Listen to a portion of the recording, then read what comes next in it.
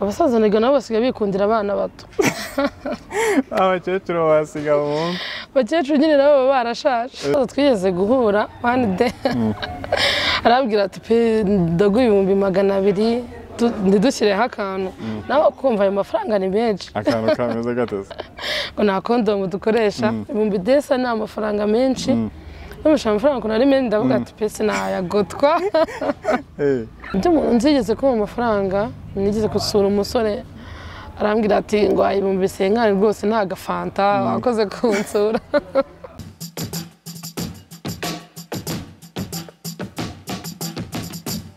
Zere ko mumeze neza cyane mwebwe mudukurikiranye muri mu bice bigiye bitandukanye hirya no hino ku isi tuba twongeye kubaha ikaze no kubashimira ko mwahisemo Yawe TV. Nitwa Patrick baje kugira ngo twiganire kandi tuba turi kumwe na Body Max Fitness kandi tukaba turi kumwe n'umwari murimo kubona mwiza kuri screen zanyu niwe tugiye kuba twiganira ku ngingo runaka tuba tugiye kwiganira kugira ngo mubashe gusobanukirwa na isi ibayerekeza. Mumeze neza? Meze neza cyane.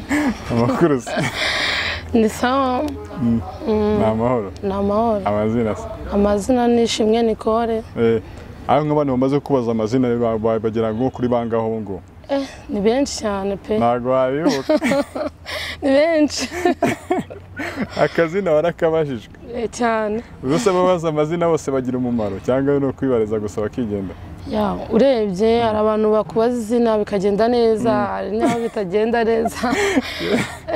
Byagenze neza byagenze bite? Nawe urabyumva pe kabisa. Nago mbyumva. Byagenze neza byagenze bite? Hari umuntu nyine kubaza izina akakugira akamaro n'inshuti zitagira akamaro ya birumvikana. Inshuti zitagira umumaro rasiba. Cyane rwose. Umuntu yakoje imibare akoherezamo mu nibwo yabo umuntu abagize umumaro. Abafite akamaro cyane. Ese umuntu akamaro kakagayeshwa na momo. Cyane nese umuntu udafite icyo kumara yubwo urumva yaba ari inshuti. Akugira inama. Yihese ubwo nk'inama umuntu yakugira. Iruta umufungo. Nabyo. Reka. Inama ya mbere ni uko yohereza ubuceri. Cyane rwose. Niyo mumaro wa mbere. Yitwa Nicole niwe tugiye kuba twiganira nkakibutsa ko tuba turi kumwe na website yacu ya yawetv.com. Iyi ngiyi ushaka kumenya amakuru abagezweho ikintu cya mbere n'amakuru usura iyo website kandi nkongera nkifuza ko Body Max duherereye mu Giporoso usa n'uwerekeza i Kanombe dusanga muri Hilltop ukinjira ukati ibumoso bwawe uhamagara kuri 0788 35 bafite gym nziza cyane bafite sauna na massage bafite swimming pool na Nicole uyu nguyu ni hajya gukorera umwitozo. Niko ndabeshya uzi gukora imyitozo? Turayikora cyane bura siporo ni ingirakamaro. Ndikunda gukora siporo imeze gute? Kujya muri gym ugakora ka cross ugasimbuka akagozi nabyo biradufasha cyane. No kuryama. Iyo siporo yo n'umwihariko. Reka ugikora ariko nayo nayo ibikenewe mu buzima. Urayikora nayo cyane rwose. Nkaryari isuku. Urebye bitewe n'akazi kenshi n'igihe ubikora nka rimwe mu cyumweru. Nka rimwe mu cyumweru? Ko numva ugira akazi kenshi umuntu uryama rimwe mu cyumweru. Nase kuryama uvuga nuko nibyo ndimo mvuga ubwo ngubwo. Ko ndibaza sokora iminsi yose mu cyumweru ku buryo uryamamo rimwe. Biterwa nyine n'akazi umuntu afite. Akazi kora nawe gatuma uryama cyangwa kuryama avugaga nuko yo katarabonwa nta mutuzo. Agakiza. Agafungo. Ubu mwarakaniye wowe murashaka umufungo. Cyane. Ese murakora cyane gutegereza uzamama? Turakora. Ntabwo wagafata udakora musaza. Abasaza ngo baba barabikemuye. Abasaza baba birimo bari mu kazi. Abasaza bakora iki se bo? Abasaza se urane basigaye bafite akamaro muri ino minsi ngabasore ngo nta kintu basigaye bafite. Reka ngenda. Abasaza nibo bafite umumaro. Cyane ngo bakoze kera barayabika. Numva bari kubabona bizatuvuna. Ariko natwe tuba dufite urukundo nicyo tuba tubarusha. Nabyo birashoboka ariko nanone urukundo nta mafaranga arimo kareka. Reka ngenda. Ibyo bisaza se biba amafaranga gusa byo cyane mwari ibindi muba. Yabiterwa n'ukuntu mubanye. Wowe nk'abo mubanye mukorana mute?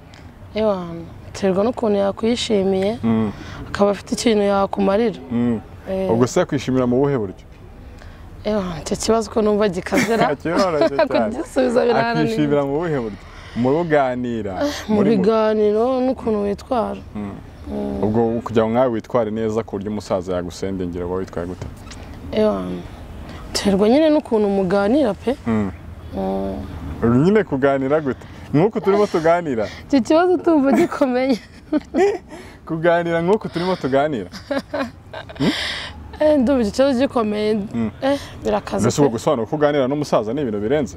nk'ubu turimo turaganira n'umusaza no kuma muganira? So ngusobanure gutera ko numva bikomeye. Terwa nyine n'ukuntu mubanye pe. Terwa n'imibanire n'icyizere umwereka. Abasaza ry'umutendeka nase wamugira romwe. Abasaza bakunda umuntu bitaho cyane. Bikundira ke cyane. ubwo ngake bakunda se n'inkizi nyine ukuntu mwitaho muvugisha. Buri abasaza bageze mu za bukuru bakunda abantu bitabasheri. Byo bintu barabikunda cyane. kumwita sheri gusa bituma bimwica mu mutwe. Abyumva neza. Abasaza bashaka batanagoye ariko ntago barushye. Terwa n'ukuntu nyine yagukunze. Asemana ibyo bintu abantu babigize akazi ariko ngo no gushaka ibisaza byo gukura gusa ibyo bintu bizaba imirimo bikunda. Erega n'abasore basigaye bakunda abakobwa bafite amafaranga. Abasore nabo bakunda abakobwa bafite amafaranga cyane rwose. Utafite nta kintu mwavugana. Bakajyana. Angiye so kwameze. Abo ndaza kukwikundira. Ngiye sindabikoze. Ndumva nzakuza. None si nkawe kugira ngo ujye gukunda umuntu waba yujuje ibiki? Biterwa na character afite pe. Wowe nk'izo ugenderaho nyine nizo ndimo nkubaza. Ari umusore ureba erega urukundo rujyaho rushaka. Ntabwo ari igihe ukunda n'umuntu nta n'ikintu ugendeyeho ariko nyine umutima wabikubwiye. Abasaza mama warya amafaranga gusa ramutana bakunda. Nese wamukunda? Aba afite umuryango nawe yitaho ariko ako kantu ni sawa. Mbese kuki usenya umuryango w'abandi kandi ubizi ko ufite? Nagaruka umwana yabuze minerval ari we bayihereye. Byose biba bikenewe. Gusaranganya. Musaranganya mu mufungo yakoreye. Cyane rwose. None ubwo nyine urumva udahemukiye umuryango umusaza aturukamo? Ntago ubuhemukiye. Yajya gukohereza ukamubwira ariko rero ufite abana bakeneye kwiga. Abasaza baba bayafite menshi ayo gukoresha mu muryango nayo gusesagura ku ruhande. Nubango we abagusesaguriyeho. Muri ibiyobyabwenge koko. Nese umusaza abasaza bo nese umuntu udafite amafaranga bizagenda bite? Kumva n'abasaza bizagenda nyine bisaba gukora cyane kugira nawe agira icyo yageraho. Kugira nawe ubone umukunzi. Yego. Nikore. Abo basaza rero nekereza ko mamubahemukira kuko mamutuma batita ku miryango yabo. Naba basore babakundaga mamutuma batabakunda nkuko bikwiye. Umva atari ikibazo. Ntago ari ikibazo. Kubera ko nyine sinzi ukuntu ibintu by'iki gihe bisigaye bimeze. Abasaza nabo basigaye bikundira abana bato. Abakecuru basiga mu bakecuru nyine nabo barashaje. Mbese mwiguma mwara ariko namwe ukuntu mwambara bikurura abasaza. Buriya rero abasaza bikundira abana bato ko nyine baba ari bo bakeye.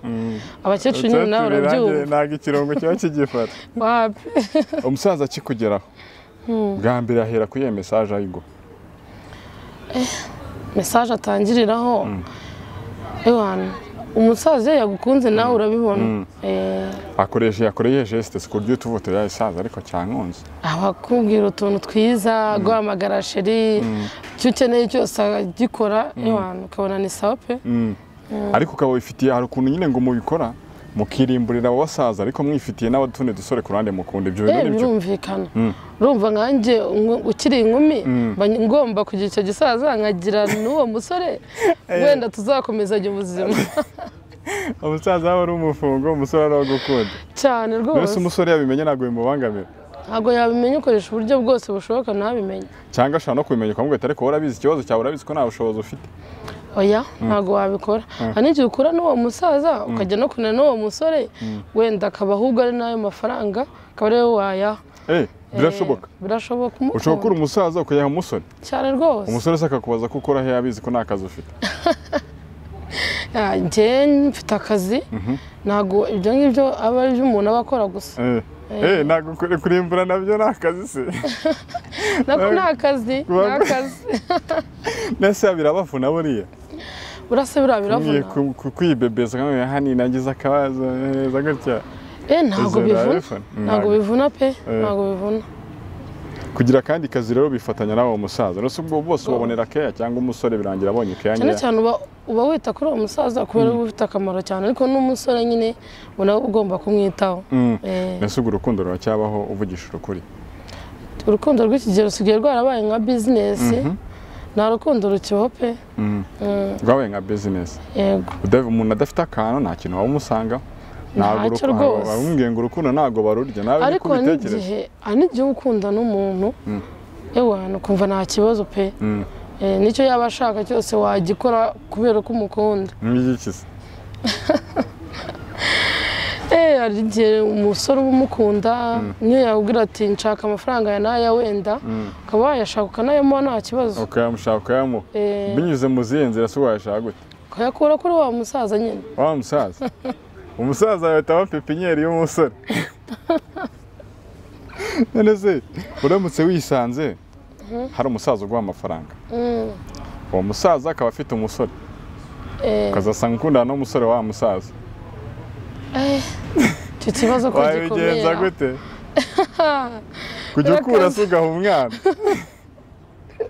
ibyo bintu bikomeye ntabwo birambaho gusa ugaha umwana biramutse bibaye babyifatamo gute birakaze ntabwo ibyo bintu ngiye ntabishobora nyine usanze byabaye wabigenza gute urumva nahita mbireka pe ntabwo nakorana n'umusaza kandi nkundana n'umuhungu ntabwo ibyo bintu byashoboka umusaza wamucika ute umusaza wamucika gute wamukubita izenjuga ku buryo umucika ushobora kumubwira ati rero ngewe ngeze igihe cyo kubaka ntabwo ibintu twakora wenda bizongera kubaho akabyumva nyine nawe nk'umuntu mukuru ariko se abasaza bundi bakunda ku ntego ziye ntabwo mbizi akaba afite umugore aba afite abana ubundi agukunda wakubwira ko mukundana mu urukundo nyabake urebye urukundo mufitanye n'urwa enjoy gusa ntabwo ari ibindi bintu bikaze ni ukujya ku mucanga mukarya ifi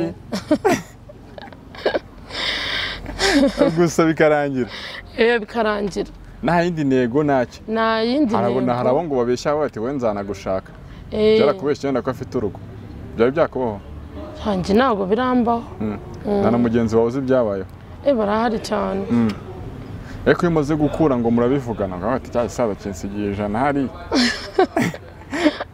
ubivugana nande n'uwo musore na girlfriend wawe murabivugana ntabwo byabura ese turiya tuntu twanyu ugasanga umukobwa ngo afite girlfriend mugenzi we ibyo bintu si amahano buriya biterwa n'ukuntu mubanye ukumva muri inshuti nta kibazo burya ari girlfriend ukaba ufata ni girlfriend nagira ngo ni ya mahano yateye oya aba ari utuntu dusanzwe turi aho ngaho dusanzwe abakobwa bakunda kwitana ba sheri ntabwo ibyo ari ibintu bikaze ntabwo ari ibintu biba birenze igisaza uheruka gukura wagikuye angahe ko numva bikaze ra ntabwo bikaze gute ayangaya yamaye ayangaya niyo menshi nari ndimo ikintu cya mbere yankoreye nkumva ndishimye yanguriye pasiporo kandi pasiporo ni 100,000 ni menshi akakwishyurira inzu urumva ni amafaranga menshi pasiporo se yajyaga he yaguriye pasiporo gusa cyangwa mwagiye no hanze ntabwo ndayikoresha ariko nyine yarayishakiye pe yaguriye pasiporo gusa yanguriye pasiporo agenda amfasha n'utundi tubazo mu buzima busanzwe unanga ikibazo cy'ukwezi wapi ntacyo rwose ariko ibi bintu uba ubyumva gute wowe urebye abantu batukiri urubyiruko dukunda ibintu byo kuryoshya rero iyo ugize imana ukabona icyo gisaza kikaba kigusohokana uko ubishaka niyo tageti nta kindi ubwo nuvuga ngo niba hari uwaguze pasiporo yanga yikundana n'undi uzayigusohokanaho cyane rwose uwaguze ya pasiporo se abimenye ko yayisohokanye ku wundi muntu ntabwo yabimenya ese biriya bisaza ntabwo biba bifuha birafuha cyane nawe iyo muri kumwe ukoresha ushyiramo indege ushyiramo akadege agufasha se cyangwa ntabwo baba bakomeza ibintu hari igihe baba badakomeza ibintu kuko nabo babibona kuri uru rubyiruko ukeneye ibintu byinshi aragera wihita yanibura ntabwo bizoroha kabisa. ntabwo bizoroha. None si ubwo nguko no kwanga ibyo bintu ubwo buzima umuntu abamo kugeza ryari? ubu bamukiri umusore iyo ufashe icyemezo ugiye nko kubaka ibyo byose tubireka.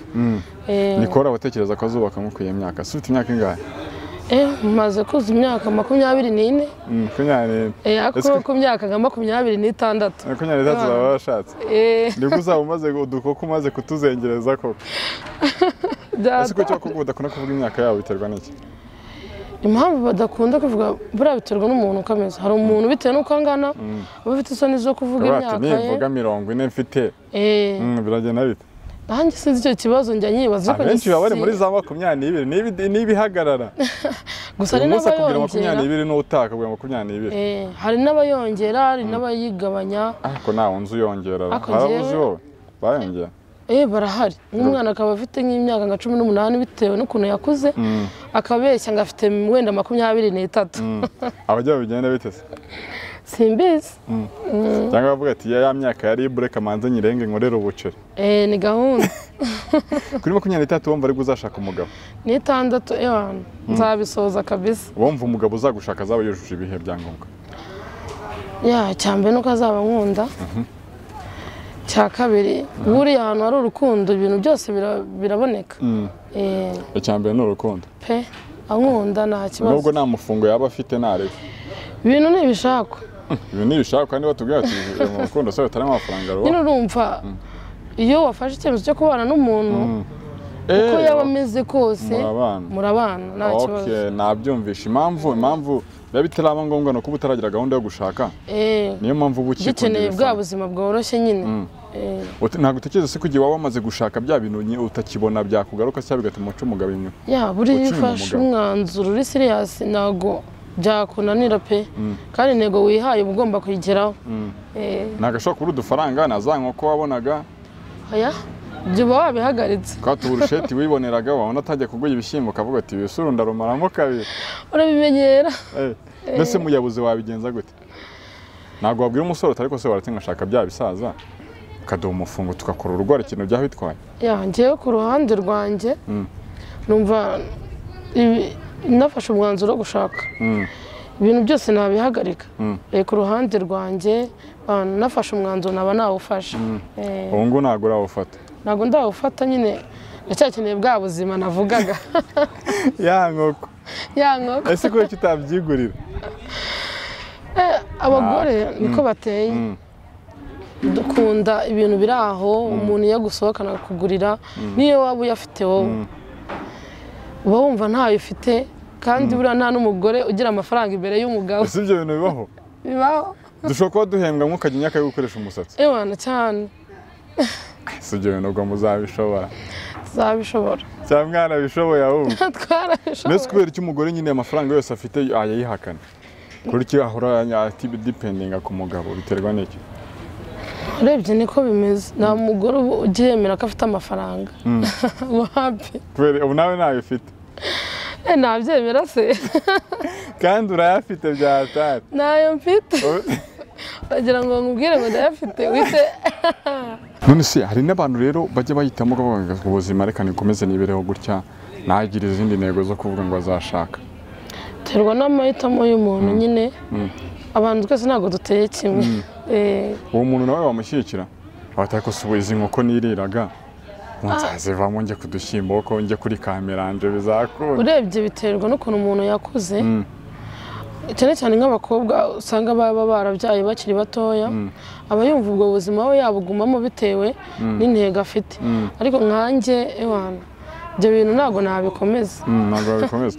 Biterwa n'uko baba bashaka abana babo kubatora. None se ntabwo baba bafite ababyeyi b'abana cyangwa ari se umwana muherukana biba gusa.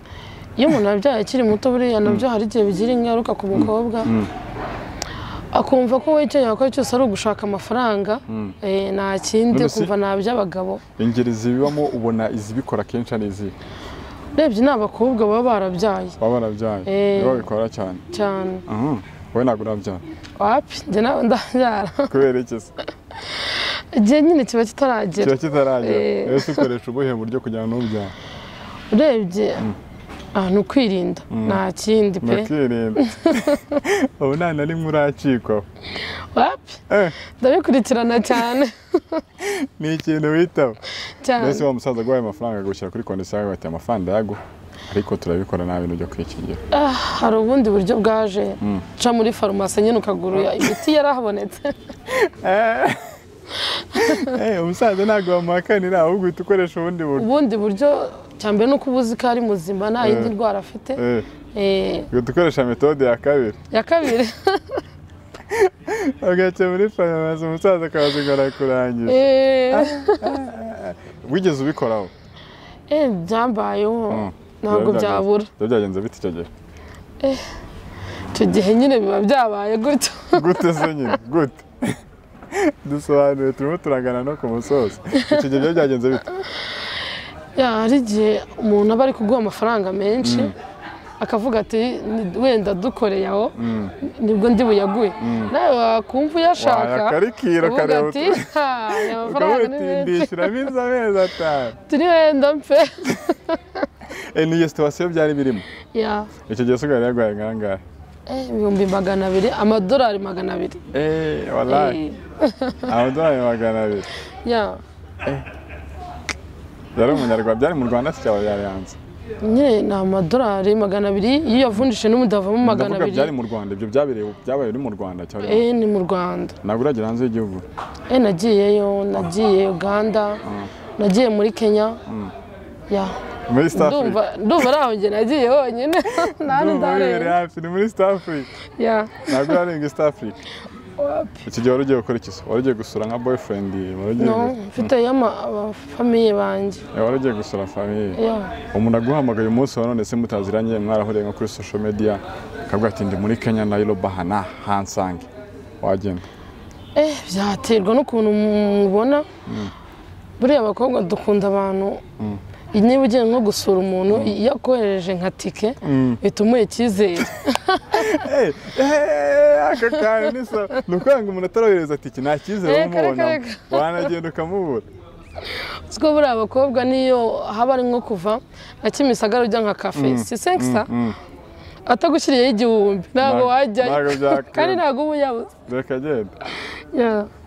None se ubwo nase we nakohereza tike ugahita umukatira? Bibaho ngo mujye murya amatike. Biterwa n'umuntu. Njye sinzi kubeshya buriya. Ntabwo birambaho. Umusore urakohereza tike ngo birangiye utagiyeyo? Iyo nemereye umuntu ikintu njye mba nacyemeye nicyo nakanye mba nagihakanye. Wagihakanye. Ubwo umuntu aramutse akoresha ubwo $1 wahita ugenda? Ni gahunda. Ni gahunda. Yarenze ariko nabwo. Cyane. Twe nimba kugenda ahantu ari tike n'urugero $5,000 ugomba gushyiraho agacumi. Kuva ati naramubura ndakoramo ingaro. Niwo bari umubare se? Niwo mubare. Ntabwo bizoroha kabisa ariko nabyo ngo bibaho tu. Umuntu wohereza tike ngo ahita agukuza agakora nka phone. Bibaho. Ariko none ari ukuntu umuntu akoreza tike ukumva ko nugiye kumureba hari indi nyungu uri bumukureho irenze ukagenda pe. Ubwo umutekanya w'inyungu imeze ite? Hari ukuntu uvuga ati ngiye gusura umuntu ubwo nyereje tike wenda hari akandi kanari bunshyireho ku ruhande. Nkana kangati uguremo agafanta. Byo byakubaho? Ugiye gusura nk'umusore yago amenshi bagoye nanga ugiye gusura umusore? Ibihumbi 50. 50 tu. Arakohereza kuri mama arakubwira tuguremo agafanta. Rwose uguremo agafanta wakoze kumfura. Ese uhita wumva bimeze bite? Nawe urabyumva. Ati wagarukeje. Nawe urabyumva n'ubutayagomagaye ewana. Uhita wiruka. Yitwa Nicole niwe twarimo twiganira kuri yawe TV. Hanyuma reka tugushimire wakoze cyane kutuganiriza twizere ko n'ubutaha. Nawe murakoze. Tuganiriza ikindi kiri ku mutima wabwira abantu badukurikiranye bari mu bice bitandukanye by'isi hanyuma tukisoreza. Ndabashimira cyane. Ikintu kiriho ni ukujya twitonda nubwo tujya muri ibyo bisaza ariko hari n'indwara nyinshi tugomba kwitwararika kandi tukirinda.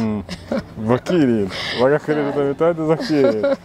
Bikurikira umufungo gusa wamugani n'ubutumwa bwiza n'ubwo ibintu tunabiseka ariko birimo n'ubutumwa kugira ngo niba umuntu agiye no muri ibyo bintu baze kwibuka kwirinda kugira ngo bitazaba n'ejo ariko abantu banashaka uturimo bagakora niko. No gukora nabyo ni ingenzi. Igihe cyakabatsoye business ndayishingiye si yo yoroshye. ari n'ukuntu ujya kuri icyo gisaza kikaba cyanaguha n'igishoro ukabona nyine aho utangirira ase wa mugani ni wanabibona ahita unabireka ni ngombwa wahita ubireka umaze kubona gahunda aravuga ati reka ariko mbonye igishoro hano ibintu n'ibizima reka nkomeze oya buriya iyo umaze kugera ku ntego wihaye ushaka wabivamo thank you so much Nicole wakoze cyane kutuganiriza turagushimiye namwe ndabashimiye murakoze reka dushimire n'abandi bari badukurikiranye kuri Yawe TV nitwa Patrick tuba tuganira kuri stories zitandukanye reka dusubire mu biganiro byacu bitaha amahoro y'Imana abane namwe